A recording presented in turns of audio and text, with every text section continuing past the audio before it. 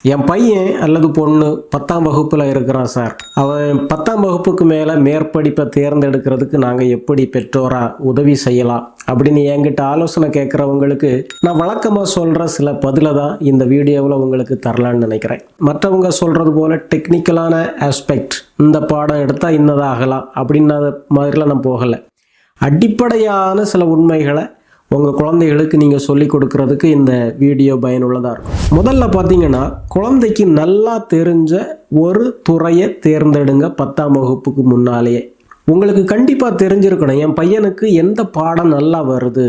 பள்ளிக்கூட பாடங்கள் ஒரு பக்கம் போயிட்டு இருந்தாலும் உங்கள் குழந்தையுடைய திறமையை கண்டுபிடிக்கிறதுக்காக நிறைய மற்ற வாய்ப்புகளை ஏற்படுத்தி கொடுத்துருப்பீங்க. ஓவிய வகுப்புக்கு அனுப்பி பார்த்துருப்பீங்க, கராத்தே வகுப்புக்கு அனுப்பியிருப்பீங்க, மியூசிக் வகுப்புக்கு அனுப்பியிருப்பீங்க. ஆக 10ஆம் வகுப்புக்கு முன்னால் நீங்கள் கொடுத்த இவ்வளவு வாய்ப்புகள்ல இருந்து உங்கள் குழந்தை எதில் சிறப்பாக இருக்கிறான் அப்படிங்கிறத கண்டுபிடிச்சி ஃபிக்ஸ் பண்ணிடணுங்க. மற்றதுகளை ஒதுக்கிடுங்க. எதில் அவன் நல்லா திறமையாக இருக்கிறான் அப்படிங்கிறத கண்டுபிடிச்சிருப்பீங்க இல்லையா, அந்த ஒரு பாடப்பிரிவுலையோ அல்லது அந்த ஒரு துறை சார்ந்த படிப்பிலையோ அந்த குழந்தைய சேர்த்து விடுறது நல்லது. ஒரு பத்திரிகையில் கூட ஒரு வேலைக்கான விளம்பரம் வரும்போது இப்படியா ஒரு விளம்பரத்தை பார்க்குறீங்க? என்னைக்காவது இப்படி ஒரு விளம்பரம் பார்த்துருக்கீங்களா? பல் மருத்துவம் தெரிந்த, சிவில் இன்ஜினியரிங் தெரிந்த, நன்றாக மியூசிக் வாசிக்க தெரிந்த, கராத்தையில் பிளாக் பெல்ட் வாங்கிய ஒரு நபர் இந்த வேலைக்கு தேவை, அப்படி ஒரு விளம்பரமே இருக்காது. ஒரு விளம்பரம் ஒரு வேலைக்கானதாக இருக்கும்.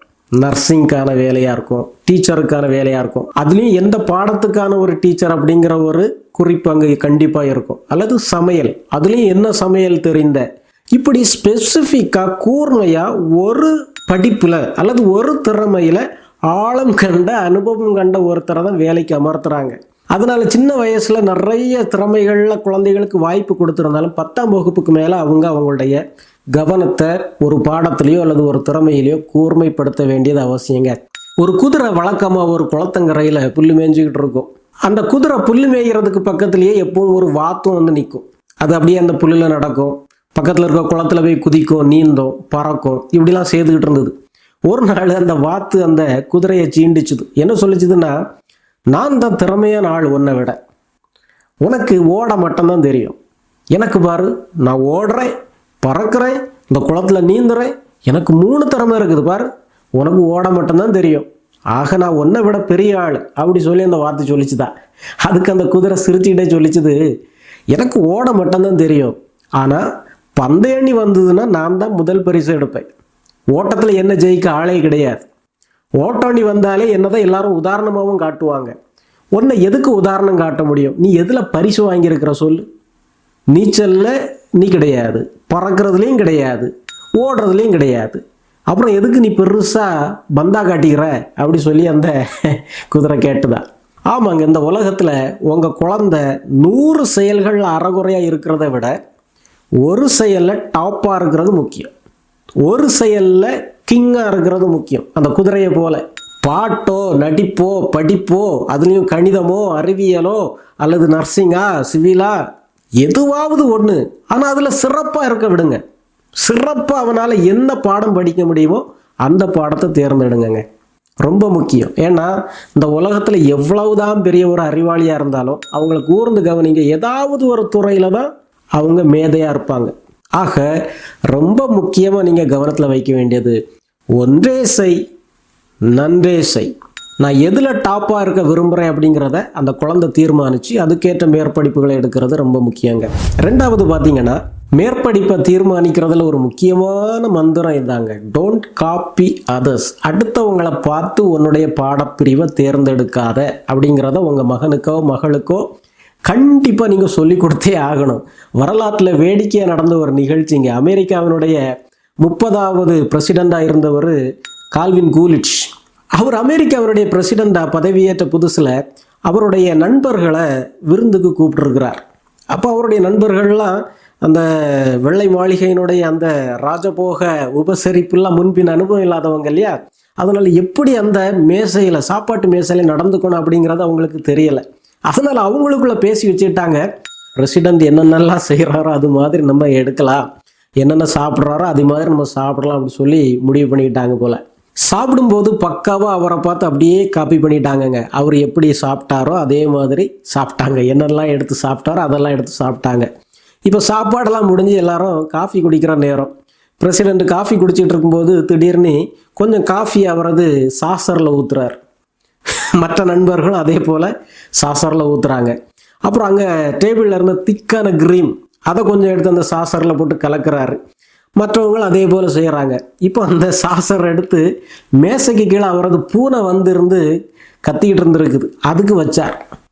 இப்போ நண்பர்களுக்கு என்ன செய்யணும் தெரியலை. ஏன்னா எல்லாரும் அந்த நேரத்திலேயே சாசரில் காஃபியும் ஊற்றி கிரீமையும் போட்டு கலக்கிட்டு அப்படியே இருக்கிறாங்க பார்த்துக்கிட்டு.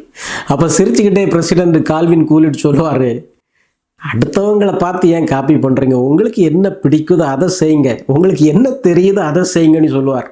அதுதாங்க உங்கள் குழந்தைங்க நீங்கள் சொல்லிக் கொடுக்க வேண்டியது. உனக்கு என்ன தெரியுமோ, உனக்கு என்ன பிடிக்குமோ அதை செய்யடா. இந்த உலகத்தில் உன் நண்பனை போல நீ கிடையாது, உனக்கு திறமை வேற ஆளுக்கு கிடையாது. ஆக நீ தனித்துவமானவன். உன்னுடைய மூளை அமைப்பு, உன்னுடைய திறமை, உன்னுடைய ஆர்வம் எல்லாம் வித்தியாசமானது. உன் நண்பன் அந்த பாடப்பிரிவை எடுக்கிறான்னு சொல்லி நீயே எடுத்தியான்னு சொன்னால் உனக்கு அது பிடிக்காது, உனக்கு அது வாழ்க்கைக்கு ஒத்து வராது. உனக்கு என்ன பிடிக்குது அதை எடு, அதுக்கு நான் சப்போர்ட் பண்ணுறேன். உன் ஃப்ரெண்டு எடுத்தான்னு சொல்லி நீ அந்த பாடப்பிரிவை எடுக்கிறத நான் அனுமதிக்கவே மாட்டேன்னு ஸ்ட்ரிக்டாக சொல்லிடுங்க. மூணாவதாக பார்த்தீங்கன்னா, உங்கள் குழந்தையுடைய திறமை, ஆர்வம், அவனுக்குள்ள என்ன இருக்குது அப்படிங்கிறத 10ஆம் வகுப்புக்கு முன்னாலே நீங்கள் கண்டுபிடிச்சி தெரிஞ்சு வச்சுருக்கணும். அவனுக்கும் நீங்கள் சொல்லி கொடுத்துருக்கணும். உன்னுடைய திறமை இதுதான், உன்னுடைய ப்ளஸ் இது, உன்னுடைய மைனஸ் இது. ஒரு நெடுஞ்சாலையில் ஒரு கண்டெய்னர் லாரி அப்படியே புகை விட்டு கொஞ்சம் எரிய ஆரம்பிக்குது. டிரைவர் இறங்கி ஓடுறார். பக்கத்தில் வீடுகள் ஒன்றும் இல்லை. உதவி உதவின்னு சொல்லிட்டு ரொம்ப தூரம் ஓடி ஒரு ஊருக்குள்ளே போய் அந்த ஆட்களெல்லாம் கூப்பிட்டுக்கிட்டு எல்லாரும் கையில் வாளியில் தண்ணி எடுத்துகிட்டு ஓடி வராங்க. வர்றதுக்குள்ளே அந்த லாரி பாதி எரிஞ்சாச்சுது. கஷ்டப்பட்டு எல்லாரும் அதை அணைச்சி எடுத்து முடித்த பிறகு அந்த கண்டெய்னர் லாரிக்குள்ளே என்னதான் இருக்குது அப்படி சொல்லி கேட்டாங்க. எனக்கு தெரியாதுங்க அப்படி சொன்னார். கடைசியில் அந்த கண்டெய்னரை உடைச்சி பார்த்தா உள்ள அந்த ஃபயர் எக்ஸ்டிங்விஷர், அந்த தீயணைக்கிற கருவிகள் தான் ஃபுல்லாக இருக்குது. எல்லாரும் தலையில் அடிச்சுக்கிட்டாங்க. என்னப்பா நீ அதை உடனே எடுத்து நீயே தீய அணைச்சிருக்கலாமே. அதே போல தாங்க நம்ம குழந்தைகளுக்கு கடைசி வர அவங்களுடைய திறமை என்னன்னு தெரியாமலே போயிடுச்சுன்னா இது போல தான் ஒரு பரிதாபமான குழந்தைகளாக இருப்பாங்க எல்லார் முன்னாலேயும். அவங்கள்ட்ட எது இருக்குது அப்படிங்கிறத தெரியாததுனாலேயே அவங்களுக்கு வராத பாடத்தை, புரியாத பாடத்தை அவங்க எடுத்து மாட்டிக்கிறாங்க அல்லது மேற்படிப்பை குறித்து பயப்படுறாங்க. ஆக முதல்ல உங்கள் குழந்தைக்கு அவனுக்குள்ள என்ன திறமை இருக்குது, எந்த பாடம் அவனுக்கு நல்லா வருது அப்படிங்கிறத 10ஆம் வகுப்புக்கு முன்னாலே அவனுக்கு நல்லபடியாக சொல்லி கொடுத்துருங்க. அவன் தெரிஞ்சிருக்கணும். தெரிஞ்சாதான் அதுக்கேற்ற ஒரு பாடப்பிரிவை அவன் எடுக்கிறதுக்கு வசதியாக இருக்கும். கடைசியாக பார்த்தீங்கன்னா, மேற்படிப்பு குறித்த முடிவை உங்கள் குழந்தைய எடுக்க விடுங்க. நல்ல பாடமாக இருக்கலாம், உங்கள் குழந்தைக்கு அது நல்லா வருதுன்னு உங்களுக்கு தெரிஞ்சிருக்க கூட செய்யலாம். ஆனால் நீங்கள் திணிக்கும் போது அந்த குழந்தைக்கு ஒரு ரியாக்ஷன் வரும். ஆக மதிப்பெண்கள் அடிப்படையிலாக ஒரு மேற்படிப்பை தேர்ந்தெடுக்கிறது, ஒரு குரூப்பை தேர்ந்தெடுக்கிறது, அல்லது இந்த வேலைக்கு நிறைய சம்பளம் கிடைக்குதான், நல்ல டிமாண்ட் இருக்குதான் அப்படி சொல்லி குழந்தைக்கு வந்ததோ வரலையோ அந்த பாடப்பிரிவில் கொண்டு திணிக்கிறது, அப்படிலாம் செய்யவே செய்யாதுங்க. உங்களுடைய நிறைவேறாத ஆசைகளை கொண்டு உங்கள் குழந்தை மேலே திணிக்காதுங்க. என்னால் ஒரு டாக்டராக முடியல, என் பையன் கண்டிப்பாக டாக்டர் ஆகணும் அப்படி சொல்லி எல்லா பாடமும் எல்லா குழந்தைகளுக்கும் வர்றதில்லை. ஒருவேளை உங்கள் குழந்தைக்கு கணிதம், அறிவியல் போல அந்த அப்ஸ்ட்ராக்டான கான்செப்ட்ஸுகள் இருக்கிற பாடங்களை படிக்கிறதுல புரியறதுல கஷ்டமாக இருந்ததுன்னு சொன்னால் அவனுடைய அந்த நிலைமையை புரிஞ்சுக்குங்க. புரியாமல் கொண்டு போய் ஒரு கணித பாடத்துலேயோ ஒரு அறிவியல் பாடத்துலேயோ கொண்டு போட்டிங்கன்னு சொன்னால் அவனுக்கு அது பெரிய ஒரு சுமையாக இருக்கும். படிக்க முடியாமல் பாதிலேயே கூட வெளியே வர்ற நிறைய மாணவர்களை நம்ம பார்க்குறோம். ஆக அந்த குழந்தைகிட்ட எல்லா வாய்ப்புகளையும் சொல்லுங்கள். உனக்கு திறமையை பார்க்கும்போது நீ இதெல்லாம் நல்லா படிப்பேன்னு நினைக்கிறேன், இந்த பாடம் எடுத்தால் இதுவாகலாம் அப்படி சொல்லி எல்லா விளக்கங்களையும் சொல்லி அந்த முடிவு அவனுடைய முடிவாக இருக்கும்போது தானே அவன் விருப்பமாக படிப்பாங்க. அல்லது அவன் உங்கள்கிட்ட சொல்லுவான், ஊரெலாம் விசாரிச்சியே என்கிட்ட சொன்னியா, என்கிட்ட கேட்டியா அப்படி சொல்லிட்டான்னு வைங்க, அதே வெறுப்போடு தான் அந்த மேற்படிப்புக்கு போவான், ஒழுங்காக படிக்கவே மாட்டான். நீங்கள் கேட்பீங்க, என்னடா யாருக்கோ படித்த மாதிரி படிச்சுக்கிட்டு இருக்கிறேன். ஆமாம், நான் யாருக்கோ தான் படிக்கிறேன், நானும் இந்த பாடத்தை செலக்ட் பண்ணேன், நீங்கள் தானே செலக்ட் பண்ணி தந்தீங்க அப்படின்னு பழியெல்லாம் தூக்கி உங்கள் தலையில் போட்டுருவான். ஆக அந்த குழந்தைகிட்ட நீங்கள் விளக்கமாக சொல்லிக் கொடுங்க. உங்களுக்கு அப்படி விளக்க தெரியலைன்னு சொன்னால் நல்ல ஆசிரியர்கள்ட்ட கேளுங்க, அல்லது இந்த கேரியர் கைடன்ஸ் கொடுக்குற உளவியலாளர்கள் குழந்தைகளை கூட்டிகிட்டு போங்க. அந்த குழந்தைகளுடைய திறமையை சொல்லுங்கள். சின்ன வயசுலேருந்தே குழந்தைகிட்ட இந்த திறமைகளை பார்க்குறேன், இப்போ 10ஆம் வகுப்பு முடிச்சிருக்கிறான், அவன் 11ஆம் வகுப்பில் ஒரு குரூப் எடுக்கணும், அதனால் அவன் என்ன குரூப் எடுக்கலாம் அப்படிங்கிறதுக்கு ஹெல்ப் பண்ணுங்கள் அப்படி சொல்லி கேட்டிங்கன்னா அழகாக சொல்லி கொடுப்பாங்க. உங்கள் குழந்தை இந்த ஒரு பாடம் பிடிக்குது அப்படின்னு சொல்லும்போது அந்த பாடத்துக்குள்ளே என்னென்னலாம் சொல்லிக் கொடுப்பாங்க அப்படிங்கிறதையும் தெளிவாக அவனுக்கு சொல்லிக் கொடுக்கறது நல்லதுங்க, புரிய வைக்கிறது நல்லது. ஏன்னா பல நேரங்களில் பசங்க ட்ரிபிளிமா, ஆனால் ட்ரிபிளிக்குள்ளே என்ன சொல்லிக் கொடுப்பாங்க அப்படின்னு அவனுக்கு தெரியாது. அதை நீங்கள் அவனுக்கு பக்குவமாக சொல்லிக் கொடுக்கணும். இந்த பாடம்னா இதெல்லாம் உள்ள சொல்லிக் கொடுப்பாங்க, இது படித்தா இதுவாக தான் ஆக முடியும், இதெல்லாம் ஆக முடியாது அப்படிங்கிறதெல்லாம் தெளிவாக அவனுக்கு சொல்லி கொடுத்துருங்க. மார்க் வரட்டும் பார்க்கலான்லாம் சொல்லாதுங்க, அதெல்லாம் பழைய காலம். மதிப்பெண்ணுக்கும் குழந்தையுடைய விருப்பத்துக்கும் சம்மந்தமே இருக்காதுங்க சமயத்தில். அதுவும் 10ஆம் வகுப்புக்கு முன்னால் எல்லா பாடங்களும் கூடுதல் மனப்பாடம் பண்ணி தான் குழந்தைகள் படிச்சுக்கிட்டு இருப்பாங்க. அதனால் அவங்களுடைய மதிப்பெண்ணை வச்சு அவங்களுடைய எதிர்கால படிப்பையோ அல்லது வேலையோ நம்ம தீர்மானிக்கவே முடியாது.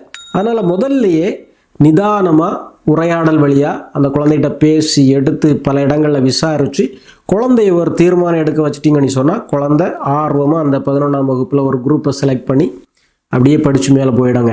இந்த வீடியோ உங்களுக்கு பயனுள்ளதாக இருந்திருக்கும்னு நினைக்கிறேங்க. உங்கள் குழந்தைகள் 10ஆம் வகுப்பில் இருந்தாலும் அல்லது அதுக்கு கீழே உள்ள வகுப்புகளில் இருந்தாலும் கூட உங்கள் குழந்தையுடைய மேற்படிப்பு குறித்து எப்படி ஒரு நல்ல சரியான தீர்மானம் எடுக்கிறது அப்படிங்கிறதுக்கு இது கண்டிப்பாக ஒரு வழிகாட்டுதலாக இருந்திருக்கும். உங்களுக்கு தெரிஞ்ச மற்ற பெற்றோருக்கும் இதை அனுப்பி கொடுங்க. மீண்டும் ஒரு நல்ல வீடியோவிலை விரைவில் சந்திப்போம். நன்றி.